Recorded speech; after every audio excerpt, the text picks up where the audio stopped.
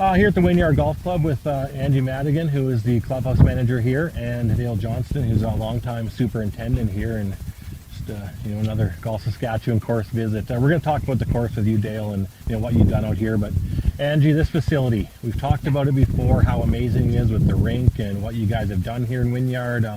For the golf house aspect, what has this facility done for you guys inside? It has definitely given us a lot more room to work along with everybody. There is an upstairs, but we strictly pretty much use that just for the hockey season now. As you can see with the windows and stuff here, it gives you a chance to view everything that's happening out on the course, and a very functional kitchen. It's great to have air conditioning and heat year round now, something we've always struggled with. And just the parking lot, everything. This right now is just our temporary outdoor patio area. We are looking at making a permanent one. We're just still kind of in the plans of that, but it just gives everyone a chance to see what's happening out here, and very welcoming as you go into the parking lot, that you can see everything right from the get-go. Last year was such a weird start with, later start with COVID-19, and then we finally got to play golf. There were so many rules, and everybody kind of, navigated through it. But now we're in almost a regular year, and almost every tournaments again.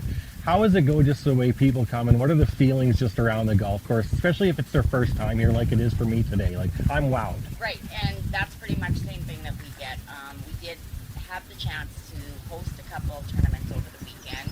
We did bring some people from out of town, which was great.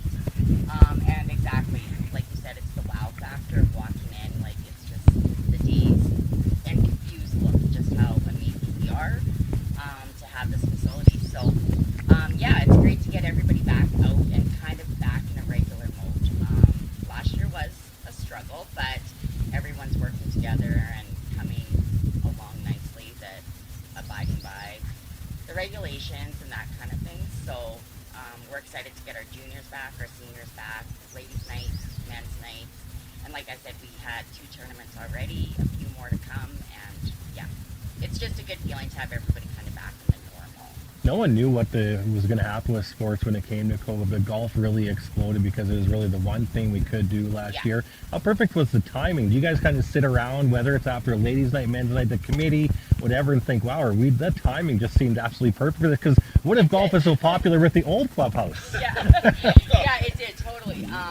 A lot more people really stuck around the community to golf, and it was great to see so many people from Saskatchewan traveling around golfing other courses. They had a chance to see this. Obviously, we're very proud of this little gem that we have here in our community, and having other people come in and see it was a huge, huge aspect for us to let them experience that. So you mentioned the leagues. What day is the week, or what's kind of the weekly schedule out here? So Tuesday afternoon is our seniors. It's just a group of people that they put it together themselves. I just close the course for them, and then they all have the chance to sit around and socialize after. Our juniors right now, while school's on, it's every Wednesday after school. In the summer, it'll be first thing Wednesday mornings for them. Same thing, we get to close the course, and it's all about them for that. Ladies' nights is Wednesdays, Thursday night is men's nights. And then we do have a couple tournaments on Friday evenings, which are just 9-holes, but it's more of a fun, well, all of our tournaments I like to think are fun, but those ones are just TGIF is kind of what we call them, that we get local sponsors, and it's great to have other people come out and enjoy that. You don't have to be a good golfer to be here. Speaking of good golfers, I have seen on Facebook that Anna Young has been out here, or she's been out here or coming. I'm not sure of her schedule, and she actually is in Humboldt, where I'm from, and she just had a junior camp, and my little guy was Monday, loved it. So talk about bringing her out and kind of what are you guys doing with her? That's one of the biggest highlights for juniors, for the women, for even some of the men. She's going to actually come once a month and work with our juniors, but while she's doing that before or after, whatever works for her schedule, she's doing private lessons. We've had her here once. She was full of lessons that whole day with adults. I'm already getting phone calls asking when she's coming back. Quite a few men, which it's nice to see. But yeah, the kids really enjoy her. They get a lot out of her. We're very fortunate to have someone like that so close that can work with us for something like this. Yeah, absolutely. For anyone who doesn't know, she's a 5-time Saskatchewan Amateur Women's Champion, one of the best we've ever had, especially in recent times. So, is there anything that you just want to add again before we kind of turn it over to Dale here to tell us about this course? And we're very proud of the facility that we're able to work with. A huge thanks to everybody for the past year and a little bit for being patient with some of the COVID-19 regulations. That was really big. Like I said, it was a struggle, but everyone worked together, and hopefully everything's going to be back to normal within the next little bit. And I guess thanks for doing your part, and we'll do our part. So perfect. yeah. So yeah, Dale, this course, you mentioned 30 years ago, I guess even longer, with the old barn here where the Monarchs, called home. But just for you, walk us through these 9 holes if you could. Well, the thing, when we moved to this facility 2 years ago, of course, the whole layout was different. We didn't change anything except the numbers. So what was number 9 is now number 1. And then our 2 short holes in the middle were number 2 and 3 before, and now dead center, and people really like that better than the short holes coming early. Yeah. So they like this layout a little better. So you start off on number 1 and you're up on the hill for the tee off. You get a pretty good look of the course, and you get to see all the trees we have. Our course is fairly short comparatively. It's under 3,000 yards total. But the fairways are narrow, greens are small, so it's a tough course. Tough course all around, and you have to shoot straight or you're in trouble with the trees. Like you said, it was 30 years ago when I started, and it was kind of wide open prairie. There's a few elm trees around the outside, but now we filled them in pretty good. And it makes it a lot tougher for everybody. So you go 2 long holes, 2 par 4s, number 1 and 2, and then you're down to 2 par 3s on 3. And 3's a tricky one, 175 yards. So that makes it a little tougher for par 3. And like I say, our greens are relatively small, so you got to shoot accurate. Number 4, another par 3, 134 yards, surrounded by trees and a couple of sand traps, so it's tough. Then you go to 5, it's got a narrow shoot from the tee box. Again, it's all about shooting straight. It's if you shoot straight, it's an easy par 4, fairly. And number 5's a key one, or number 6, I mean, it's a key one with the creek going across it just at the right distance for a long drive. So you either have to lay up or play something a little cagey, and then the creek comes into play behind the green on number 7. It's under a bit of construction there now behind. We're redoing the wall and the berm for the creek and the fountain, so it's coming. It's going to be done this year, finished with a new concrete wall, and then we'll get the fountain going and the grass back behind. So I always like to see when construction projects are done. But it has to be done. It has to be done. Yeah. Always things to be done.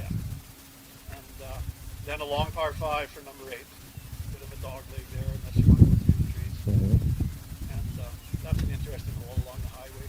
It's 2 of those right along the highway. They can look good for travelers. They get quite tempted to pull in. It's a good view from the highway. We get a little fortunate that way as compared to other courses, that you don't get to see when you drive by. And then number 9 back, we go straight in with a good sized green at the end. We'll get the slope to it. It makes it quite interesting on the 5. Coming back to the clubhouse. Yeah, I just played it for the first time. It's phenomenal. You got to be very accurate and stuff. But so a first timer like me, I'm thinking the same thing as you. The greens are great. When the greens are great at a golf course, you'll overlook other things. There wasn't much to overlook here. You didn't have to. The fairways, obviously you got some rain at the right time. But what do first timers say, or what do they mention to you guys when they're done, or if you say how was it? Yeah, well, we've had, I'll say, good luck with the greens. Maybe it's been bad. But most years our greens are in really good shape. People are impressed with the greens. A little on the other side, they always mention how small they are and how that makes it tough. But you've only got so much square miles. That's what you do. And the trees, especially people that have either left here, haven't golfed here for 20 years. The difference we had, we moved trees in every year for about 15 years in a row, and the other ones have grown up from saplings and stuff. That's the biggest thing, is in the middle of where we are in Saskatchewan to have that tree golf course. So people notice that.